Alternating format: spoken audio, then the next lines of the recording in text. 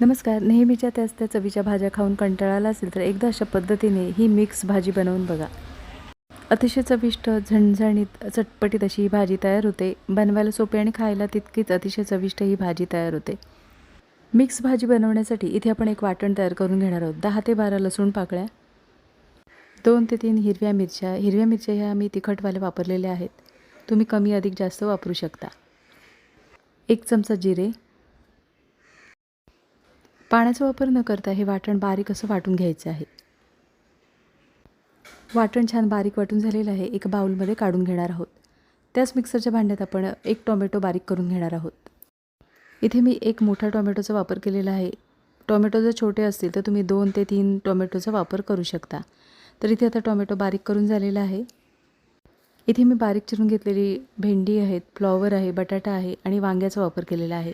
तुम्ही तुमच्या आवडीनुसार भाज्यांचा वापर करू शकता.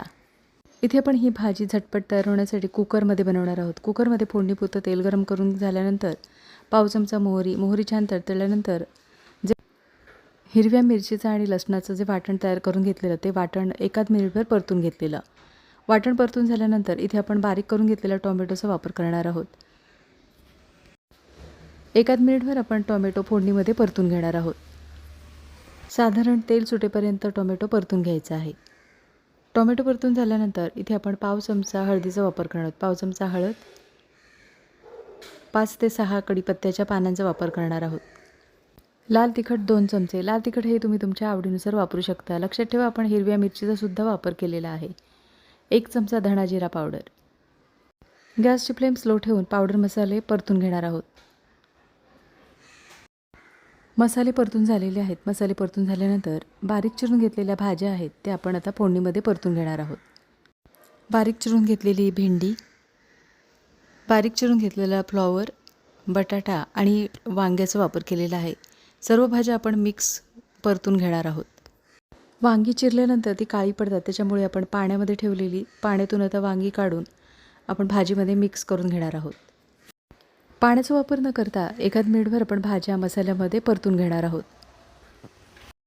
अगदीच नेहमीच्या त्याच त्या चवीच्या भाज्या खाऊन कंटाळला असेल तर एकदा अशा पद्धतीने ही मिक्स भाजी बनवून बघा आणि कमेंटमध्ये मला नक्कीच सांगा.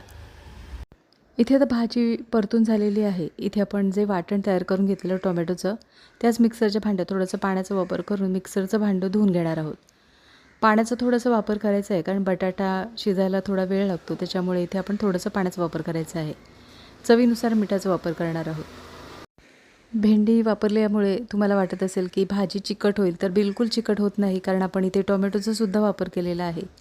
तर भाजी अगदी चविष्ट होते. नक्की एकदा अशा पद्धतीने ही भाजी बनवून बघा. भाजी एकदा परतून झालेली आहे. अगदी कमी पाण्याचा वापर केलेला आहे. कुकरला झाकण लावून इथे आपण 1 ते 2 शिट्यांमध्ये भाजी शिजवून घेणार आहोत. गॅसची फ्लेम मीडियम ठेवायची आहे आणि 2 शिट्या देऊन गॅस बंद करायचा आहे. कुकरला 2 शिट्या झालेल्या आहेत.